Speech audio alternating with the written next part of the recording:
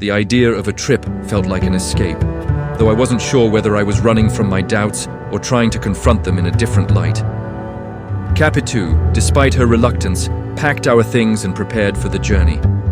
Our destination was a small town by the coast, far from the bustling streets of Rio de Janeiro and the memories of Escobar.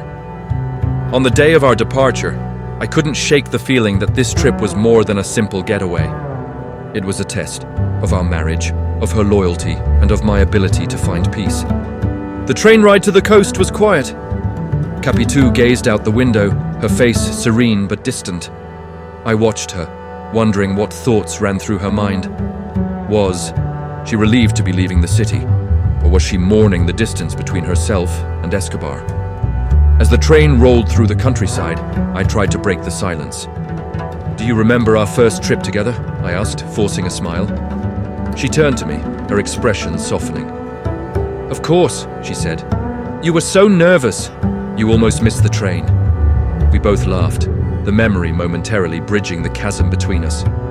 But the laughter faded quickly, replaced by the weight of unspoken words.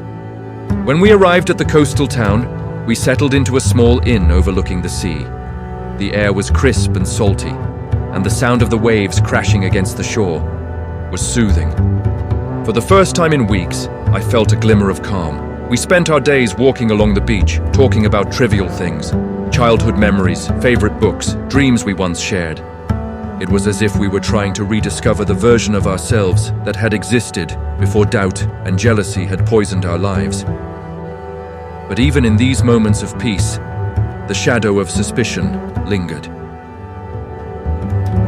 One evening, as we sat on the veranda watching the sunset, I turned to Capitu and said, "Do you ever think about the past? About how things might have been different?"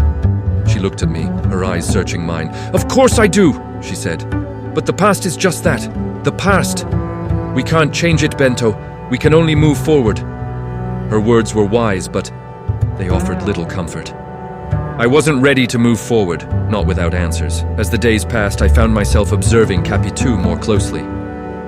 I watched the way she interacted with others, the way she carried herself, the way she spoke about our son. I was searching for something, some sign of guilt, some hint of betrayal. But I found nothing. Instead, I saw a woman who was patient, loving, and strong. A woman who had endured my suspicions and accusations with grace, even as they threatened to break her. And yet, the doubts remained.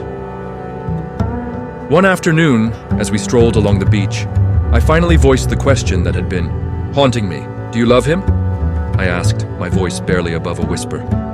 She stopped walking and turned to me, her eyes filled with pain. "I've already answered that question, Bento," she said. "I've only ever loved you." "Then why do I feel like I'm losing you?" I asked, my voice trembling. "Because you've already lost yourself," she said softly. "And until you find a way to trust me, to trust us, nothing I say or do will ever be enough."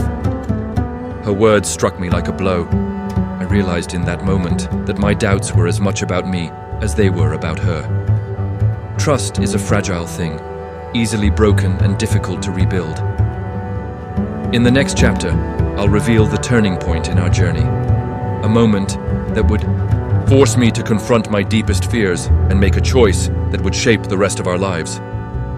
Don't miss it.